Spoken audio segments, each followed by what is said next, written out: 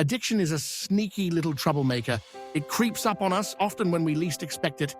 Imagine Stickman standing there with wide eyes and a nervous smile, looking at a giant cookie, a glowing phone, or maybe a soda can.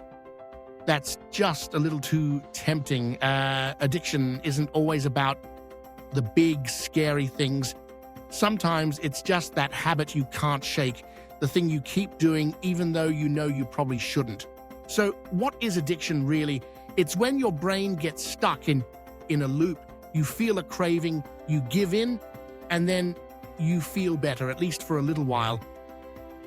Stickman shows us. He reaches for his phone, his eyes light up, and all his worries fade away. Until the next craving hits. The cycle continues. Want, get, relief. Want again. Your brain learns, hey, that thing felt good. Let's do it again. But here's the catch. The more you repeat the cycle, the harder it is to stop. Your brain builds pathways like trails in a field. The more you walk the same path, the easier it is to follow. Stickman draws a simple path with his stick hand, walking back and forth, wearing a groove into the ground. Soon, he doesn't even think about it. He just walks the same way every time. That's how habits become addictions.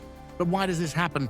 Our brains are wired for pleasure and reward. When Stickman bites into a cookie, his brain lights up with a happy spark. Dopamine, the feel-good chemical. The more he repeats the action, the more his brain expects and craves that burst of happiness. Over time, it gets harder to feel good without it. Stickman tries to do something else, read a book, take a walk, but it's just not the same. The craving comes back stronger than ever. The good news, you can break the cycle. It won't happen in a flash, but Stickman is here to show us how anyone can start the process of quitting any addiction. First, you have to notice the pattern. Stickman pauses, scratches his head, and draws a big circle. Want, act, relief, repeat. He points to each step, thinking hard. Becoming aware of your own loop is the first big step. Next, ask yourself, what's really driving your craving? Is it boredom, stress, loneliness, or something else? Stickman shrugs, looking puzzled. Then he holds up a sign. Know your trigger? Maybe you always reach for your phone when you're bored, or grab a snack after a tough day. Once you spot your triggers, you can start to prepare for them.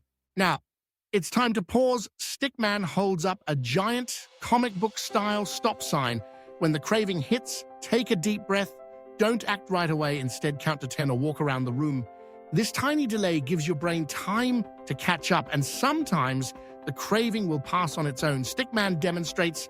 He almost grabs the cookie, but pulls his hand back, hops from foot to foot, and then gives a tiny cheer when the urge fades. Of course, cravings don't just disappear. You have to have a plan. Stickman pulls out a small notepad and scribbles down a list. When I feel the urge, I will. Maybe you'll call a friend, do 10 jumping jacks, or drink a glass of water.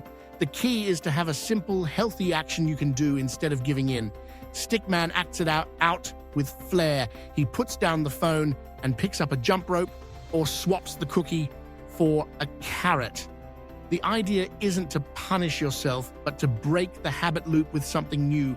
Another trick, make your environment work for you.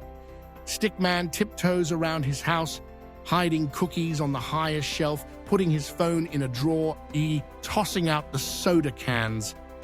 The less you see your temptation, the less you'll think about it. If you always eat snacks in front of the TVs, try sitting somewhere else.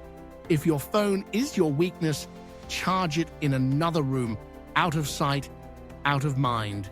But what if you slip up? Stickman trips, drops his carrot, and lands in a pile of cookies. Oops, guess what? It's normal. Everyone slips now and then. The important thing is not to give up. Instead of beating yourself up, Stickman dusts off his hands, gets up, and tries again. Progress isn't about being perfect. It's about being persistent. Each time you try, you get a little bit stronger. Support helps too.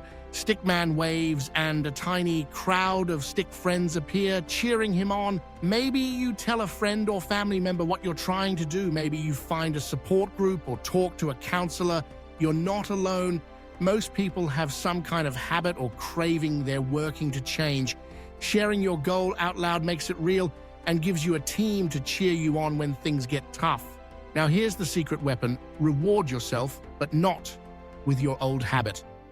Stickman finishes a week with no cookies and does a happy dance.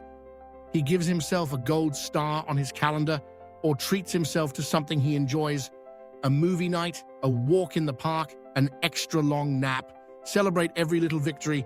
Your brain loves rewards, and new healthy ones help build better habits. And remember, it takes time. Stickman starts with shaky steps, but each day he gets steadier. The old path in the field grows over, and new paths appear, healthier, happier ones. Every time you choose something better, you're training your brain to crave something new. So, to sum it all up, addiction is a habit loop. Spot your triggers, pause before you act, have a healthy plan, change your surroundings, get support, and reward your progress. Don't worry if you slip, just get back up and keep going. Stickman started with tiny steps, but soon he's running, jumping, and waving goodbye to his old habits.